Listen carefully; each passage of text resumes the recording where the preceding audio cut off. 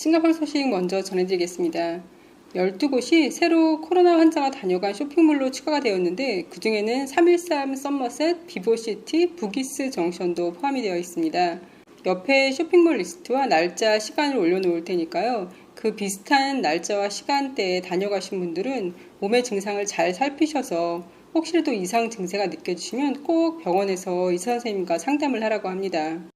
140여 명의 외국인이 자가격리 위반, 격리시설 규정 위반, 서킷 브레이커 규정 위반으로 싱가포르에서 영구적으로 일하는 게 금지가 되었습니다. 격리기간 중에 나왔거나 여러 명이 모였거나 아니면 야외에서 음식을 먹거나 하는 등의 행위를 한 사람들인데요. 비자가 다 취소되었고 다시는 싱가포르에서 일을 할 수가 없게 되었어요. 그래서 다 본국으로 돌아가야 되는데 이 중에는 로버슨 키에서 모여서 술을 마시거나 잡담을 하던 사람들도 포함되어 있어요. 7명 중에 6명이 비자가 취소되었거든요. MOM은 국적이나 워크패스 타입 관계없이, 그러니까 EP, SP, WP 이런 거에 관계없이 규정을 어길 경우 비자를 취소하고 영구적으로 싱가포르에서 일할 수 없게 한다고 발표했습니다. 지금 현재 싱가포르에서는 코로나 테스트로 면봉 테스트만 하고 있는데 침으로 하는 검사는 코 면봉 검사에 비해 불편함이 적고 홍콩, 일본, 미국 등지에서 이미 시행되고 있다고 합니다. 침으로 검사를 하는 것이 다른 사람들에게 노출과 감염의 위험도 줄인다라고 얘기를 하고 있대요. 영국에서는 집에서 개인이 직접 침으로 테스트하는 것을 시험 삼아 지금 해보고 있다고 합니다. 하지만 일부 전문가는 신뢰성의 의문을 제기하고 있고 싱가포르는 코로나 바이러스 테스트를 더 앞으로 늘릴 계획을 가지고 있기 때문에 이 침으로 하는 테스트가 효과적인지 계속 연구를 해서 도입을 할지 결정을 한다고 합니다. 첫 마스크를 또 나눠준다고 하는데요. 싱가포르에 거주하는 사람이면 누구나 1인당 2장씩 받을 수 있거든요. 6월 29일부터 7월 12일 오전 10시부터 밤 11시 59분까지 벤딩머신에서 뽑을 수 있어요. 버스 인터체인지나 커뮤니티 센터나 레지던츠 커뮤니티 센터에 가면은 벤딩머신이 있는데 신분증 뒤에 있는 바코드를 스캔하고 받을 수 있다고 합니다. 지난번 거는 사용하다 보니까 숨쉬기가 너무 어렵더라고요. 근데 이번에 거는 입체 마스크라고 하거든요. 아마 착용감이 조금 더 나을 것 같으니까 받아보시면 좋을 것 같습니다. 지난번 첫 마스크와 마찬가지로 30번을 빨면 기능이 떨어진다고 하니까 2장을 받으면 딱 2달 사용할 수 있는 게 되는 거예요. 이 2장은 무료로 나눠주는 거 외에 더 주문을 원하는 사람이 있으면 한 사람당 5장씩 추가 주문을 할 수 있다고 합니다.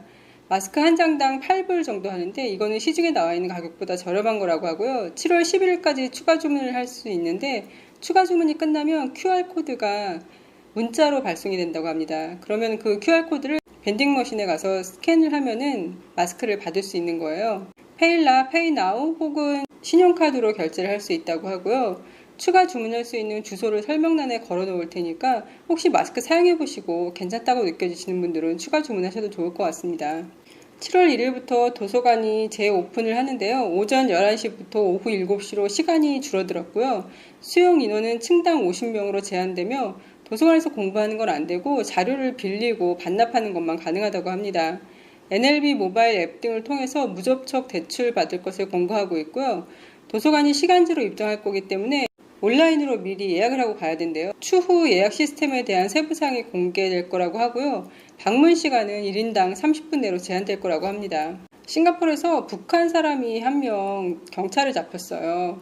이 사람이 싱가포르 대학을 졸업하고 싱가포르에 계속 머물렀었나 봐요. 근데 이 사람의 아버지가 북한에서 백화점을 체인을 가지고 있나 봐요. 싱가포르 회사들하고 같이 사치품들을 북한에 보내는 역할을 했다고 합니다. 이게 유엔 제재 위반이기 때문에 일단 4주간 수감되어 있고요. 그리고 이 범죄에 대해서 10년 이하의 징역과 50만 달러 이하의 벌금형에 처해질 수 있다고 합니다. 코로나 바이러스로부터 이미 회복된 것으로 평가된 48세 인도 국적의 남성이 이염성 심장병으로 사망했다고 발표가 됐어요. 바이러스 완쾌되고 나서 해외 노동자 임시주택에 거주하고 있었는데 거기에서 기절해 있는 게 발견돼서 종합병원 응급실로 실려갔대요. 그런데 결국은 사망했다고 합니다. 이렇게 코로나 바이러스의 양성이 나왔지만 다른 이유로 사망한 사람이 지금까지 11명이 나왔습니다.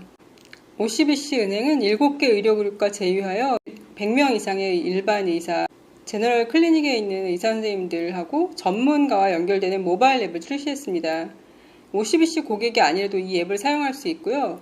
헬스패스 바이 OCBC라는 앱을 통해서 의사들과 화상 상담을 예약하고 관리할 수 있으며 화상으로 상담을 한 후에는 약품은 집으로 배달된다고 합니다. 상담료는 GP 의사 선생님들은 20불이고요. 산부인과, 소아과, 심장과, 피부과, 종양과 등 21개 전문 분야의 63명의 전문의에게 진단받을 경우에는 첫 화상 상담에서 기본비로 일단 100불을 내야 되고 진단비 및 약값은 또 따로 지불해야 합니다. 예전에 저희 아들이 혀 밑에 물혹 같은 게 난 거예요. 클리닉 가서 봤더니 이런 거는 전문가한테 가서 봐야 된다고, 국립병원 같은 경우에는 예약을 하려니까 너무 시간이 오래 걸려서 좀 빨리 예약할 수 있는 사립병원 전문의 선생님한테 예약을 하고 갔거든요. 근데 입 벌리고 아하라 그러고 보더니 뭐 이거 수술하면 된다고 굉장히 간단한 수술이라고 얘기를 하시더라고요. 그래서 나가서 간호사분하고 수술 날짜 잡고 가시라고, 그게 전부였어요. 근데 그날 결제 금액이 200불이 넘었는지 300불이 넘었는지 그런 거예요. 간단한 수술이니까 수술비 포함인가 싶었거든요. 근데 그 금액이 수술비 포함 금액이 아니라 채 몇 분도 안 돼서 그냥 아하고 본 게 끝이었는데 그거에 대한 금액이더라고요. 의료비가 정말 너무 비싼 것 같습니다, 싱가포르는. 요즘 같은 시기에 사실 병원 가기가 좀 꺼려지는 게 사실이잖아요. 근데 온라인으로 이렇게 선생님들하고 상담할 수 있다고 하니까 내가 이미 알고 있는 질병이나 아니면 간단한 염증이나 이런 거는 그냥 GP 선생님들하고 온라인으로 상담하고 약을 배달받아 보는 것도 괜찮을 것 같습니다. 6월 22일 기준으로 올해 신고된 댕기 환자만 해도 12,542명이라고 합니다. 이렇게 댕기 환자가 급증하고 있어서 모기 번식지가 반복적으로 발견되는 경우에는 중징계를 내려질 거라고 해요. 현재는 모기 애벌레가 있는 곳이 발견되면 벌금이 200불이거든요. 국립환경청에서 아무 예고도 없이 갑자기 집에 찾아오는 거예요. 저희도 옛날에 한번 집에 찾아온 적이 있었거든요. 와서 다 살펴봐요. 부엌도 살펴보고 화장실도 살펴보고 뒷베란다도 살펴보고 다 이렇게 쭉 한번 둘러보고 가거든요. 그때 만약에 걸린다 그러면은 200불을 내는 거였어요, 과거에는. 그런데 이제는 그렇게 모기 서식지가 한 군데가 발견되면 그대로 200불인데 모기 서식지가 한 집에서 두 군데가 발견됐다. 예를 들어서 뒷베란다에서 한 군데 발견되고 화장실에서 한 군데 발견됐다. 이러면은 300불로 벌금이 올라가고요. 그리고 그 지역이 댕기 열낫이 뜬 지역인데 우리 집에서 모기 애벌레가 한 군데라도 발견됐다. 이럴 경우에도 300불 벌금이 되겠습니다. 한 번 이렇게 걸려서 300불 벌금을 냈는데 그 다음에 방문했을 때 또 걸린다 그러면은 더 많은 벌금을 내거나 아니면 법정에 서게 될 거라고 하고요. 공사장 같은 경우에는 현행은 벌금 2,000불인데 앞으로는 벌금 3,000달러를 내야 한다고 합니다. 그리고 세 번째부터 걸릴 경우에는 법정에 기소된다고 합니다. 싱가포르 전역에 254군데가 댕기 클러스가 발견됐고요. 그리고 가장 많은 지역이 5군데가 있는데 이거 옆에다가 적어 놓을 테니까 혹시 그 근처에 사시는 분들은 항상 조심하시기 바랍니다. 싱가포르 사람들은 복권을 좋아하는 것 같아요. 복권방에 보면 항상 줄이 길게 늘어서 있는 걸 볼 수 있거든요. 서킷 브레이커 동안 복권방이 계속 금지가 돼 있었고 그리고 완화 정책 2단계 넘어섰는데도 복권방이 계속 금지였거든요.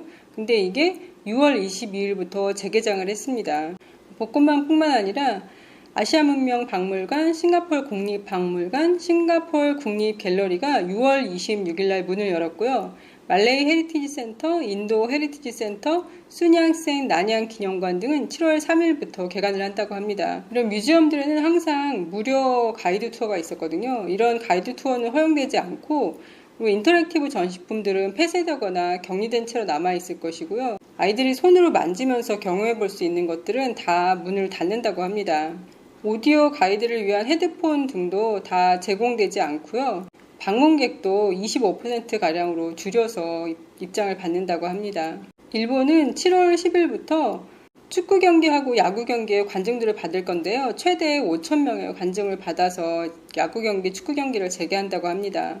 인도네시아에서는 태어난 지 40일 된 아이가 코로나로 사망을 했는데요. 아이가 태어나자마자 동네 사람들이 축하해준다고 집에 많이 왔었나 봐요. 그래서 아이를 안고 막 했는데 그 후로 아이가 콧물도 흘리고 기침도 하고 고열도 나오고 그러다가 결국은 태어난 지 40일 만에 사망했다고 합니다. 인도네시아의 이 지역 사람들은 증상이 좀 보이거나 심지어 양성 판정을 받았는데도 별로 개의치 않고 그냥 사회생활을 계속 해나가고 있대요. 아이가 탄생한 걸 축하해주러 간 건데 그걸로 인해서 아이가 사망을 해서 그 부모님이나 혹은 거기 아이를 축하해주러 방문했던 사람들이나 마음이 정말 너무 편치가 않을 것 같아요. 코로나 바이러스가 쉽게 사람한테 감염될 수 있다는 걸 다 알 텐데 아이가 태어나자마자 가서 축하해주고 또 축하해주러 온다는 사람들 받아들이고 한 게 이게 무지 때문인지 아니면은 어떤 전통이나 관습을 어기는 게 힘들어서 이렇게 된 건지 어쨌든 참 안타까운 일입니다.